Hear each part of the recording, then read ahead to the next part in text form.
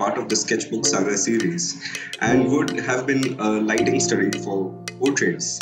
But as it turns out, one question changed it all. So, after finishing the sketch, I sent it over to some of my folks and my best friend. And she asked me a question. Why don't you make something cute? The question was pretty apt, because if you scroll through my portfolio on Behance or Instagram, you will find quite a number of these creepy monsters, aliens, and other such creatures.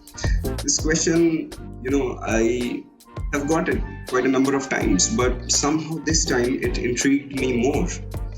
So, thanks to you, bestie, I did some thinking, and let's dive right into my own mind this time and see why I keep making these monsters.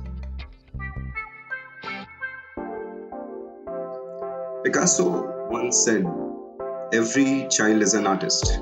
The problem is how to remain an artist once we grow up."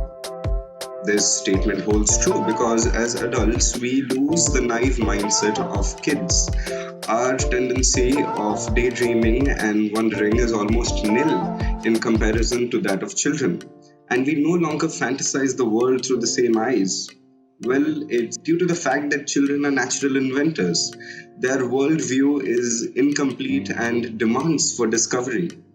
Now, these very things, these otherworldly creatures, monsters, aliens, they are masterpieces drawn by many children. They can imagine and draw for you that monster which they feel is under their beds or hiding in the closet. But we, as adults, don't do the same. Children are not bothered about how people perceive or evaluate their ideas. They can make the impossible because their imagination is boundless. The worldview of adults rapidly turns realistic and cynical. We find great problems to fight in the real world, greater than monsters and zombies. We are no more naive and gullible to believe that monsters are hiding in the closet, leave alone imagining about them.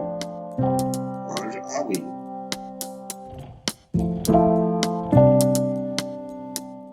Looking at the blood-curdling nightmare illustrations of Zdzislaw Beksiński, you might want to think otherwise. He used his skills to ideate and illustrate burning issues and impossible concepts as surrealistic, dystopian creatures and landscapes. Landscapes filled with skulls and bones, blood gushing out like waterfalls. You must look up his work sometime. He used the same fuel of mystery and fear to ignite his imagination and to create such masterpieces. He had kept his childhood artists alive somewhere in his mind.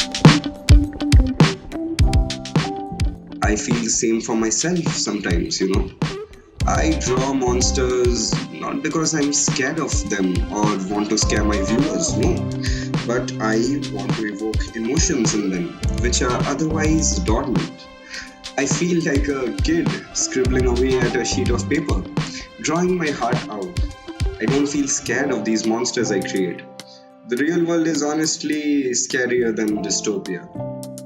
I can soothe my mind by looking at beautiful things always.